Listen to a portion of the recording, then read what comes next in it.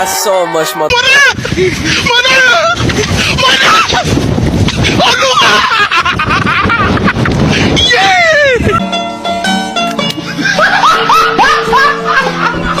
Are you ready, kids? Aye, aye, Captain! I can't hear you. Aye, aye, Captain! Oh! Fucking design on right now. Break it down, bring it back, make it clap. I got 3 old thoughts, new block, where that dick. Bitches on my line, and you know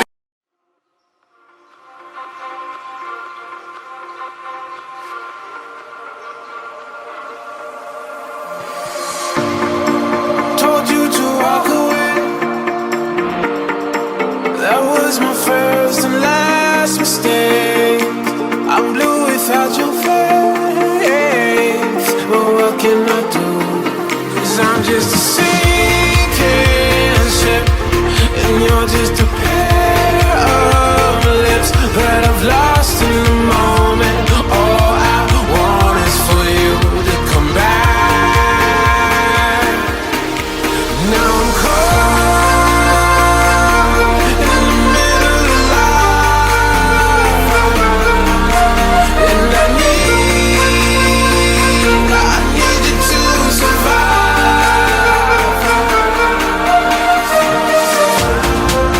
Whoa, I need you to survive. 'Cause without you by my side, I can't survive.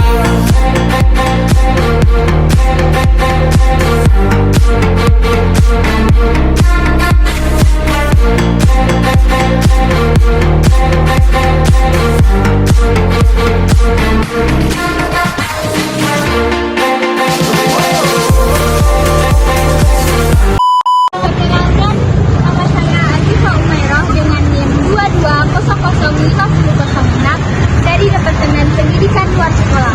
Pada kesempatan kali ini, saya akan menjelaskan tentang apa sih itu korupsi. Korupsi merupakan tindakan penyalahgunaan kekuasaan yang dilakukan oleh seseorang maupun sekelompok orang dengan tujuan memperoleh keuntungan pribadi maupun kelompok dengan cara melanggar hukum atau norma yang sedang berlaku. Tindakan korupsi melibatkan penerimaan atau pemberian suap, penggelapan dana publik, nepotisme, kolusi, dan berbagai bentuk penyalahgunaan keuangan negara. Korupsi dapat terjadi di berbagai sektor, seperti sektor publik, swasta, dan masyarakat secara umum. Tindakan korupsi merugikan masyarakat dan negara secara luas karena mengarah kepada ketidakadilan, penghambatan pembangunan, dan penurunan kualitas pelayanan publik. Dampak korupsi meliputi kerugian keuangan negara, merusak kepercayaan publik, memperburuk keseimbangan sosial, serta merugikan sektor pendidikan, kesehatan, dan infrastruktur. Perkenalkan, nama saya Azifa Umairah dengan NIM 22005006 dari Departemen Pendidikan Luar Sekolah. Di sini saya akan menjelaskan penyebab terjadinya korupsi. Di Indonesia sendiri terdapat beberapa penyebab untuk terjadinya korupsi, yaitu pertama, lemahnya tata kelola pemerintahan, seperti rendahnya transparansi, akuntabilitas, dan partisipasi pihak dari pengambilan keputusan. Yang kedua, ada gaji dan tunjangan yang rendah bagi pegawai publik.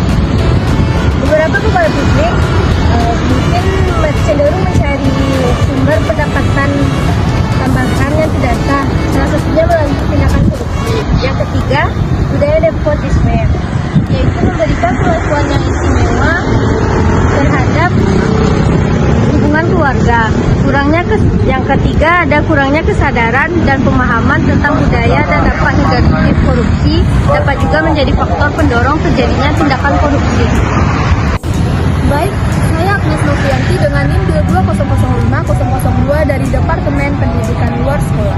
Nah, selanjutnya saya akan membahas mengenai dampak dari korupsi. Yang pertama yaitu korupsi menghambat pertumbuhan ekonomi Indonesia dengan menyebabkan pemborosan sumber daya, merusak iklim investasi, dan menghambat perkembangan sektor bisnis.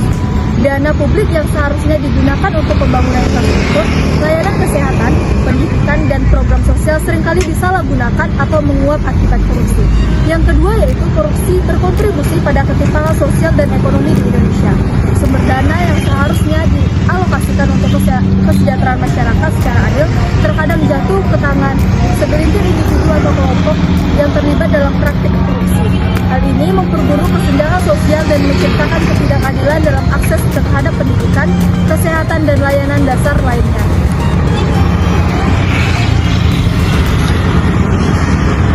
Korupsi menghambat pembangunan sosial di Indonesia. Perkenalkan, nama saya Lydia Rindiani, NIM 22005015 dari Departemen Pendidikan Luar Sekolah. Saya akan menjelaskan tentang jenis-jenis korupsi. Yang pertama itu ada suap. Suap adalah tindakan memberi atau menerima uang, barang, dan jasa secara ilegal dengan tujuan untuk mempengaruhi keputusan atau tindakan seseorang yang berwenang. Biasanya terjadi dalam konteks transaksi bisnis, pelayanan publik. Yang kedua itu adalah pungutan liar. Pungutan liar itu biasanya kita sebut dengan pungli. Pungli adalah ketika seseorang yang berwenang meminta untuk atau memeras uang secara dari individu atau perusahaan untuk layanan publik secara yang disediakan secara gratis atau ditetapkan secara resmi. Yang ketiga, pencucian uang. Perkenalkan, nama saya Adinda Ramadana dengan NIM 22003001. Baik, di sini saya akan menjelaskan tentang upaya menanggulangi korupsi. Penanggulangi korupsi merupakan upaya mengkomprehensif dan berkelanjutan dari pemerintah, lembaga anti korupsi, sektor swasta, masyarakat sipil, dan seluruh elemen masyarakat. Beberapa upaya yang dapat dilakukan untuk penanggulangan korupsi di Indonesia antara lain yang pertama yaitu meningkatkan kapasitas, independensi, dan berkelanjutan lembaga anti korupsi. Seperti Komisi Pemberantasan Korupsi atau lebih bisa disebut dengan KPK, Ombudsman, dan auditor independen, memberikan dukungan dan sumber daya yang cukup untuk penyidikan, penuntutan, dan pencegahan korupsi. Selanjutnya itu ada mendorong transparansi dan akuntabilitas dalam pengelolaan keuangan negara. Informasi publik, anggaran, dan laporan keuangan mudah diakses oleh masyarakat untuk memantau penggunaan dana publik, memperkuat sistem hukum dan penegakan hukum yang efektif dalam menangani kasus korupsi, menjamin independensi, integritas, dan keadilan dalam sistem peradilan. Baik, saya Marianti Eka Putri dengan NIM 22003031 dari Prodi Pendidikan Luar Biasa. Saya akan melanjutkan tentang upaya penanggulangan korupsi. Meningkatkan pendidikan dan kesadaran masyarakat tentang bahaya korupsi dan pentingnya integrasi. Menggalakkan program pendidikan anti korupsi di sekolah-sekolah dan universitas serta melibatkan media massa dan organisasi masyarakat dalam kampanye anti korupsi.